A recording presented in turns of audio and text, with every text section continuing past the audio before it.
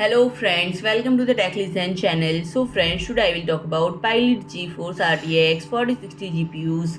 So friend, it will be comes with no dummy PCI lanes and friend, this graphics card manufacturer still employs the full-size connector for those cards, and friend, those additional LANs are not electrically connected, but the wider connector serves a structural support that may prevent GPU sagging among their things, and this is especially useful for cards with large triple fan design, which were still developed for the 115-watt class graphics card. And friend, the both models are both dual slot design, either with one or two fans, and those are the cheapest model from PALIT right now, and that is a good for good reason. And friend, in order to attract any consumer, those models need to be cheap to manufacture and offer relatively good thermals.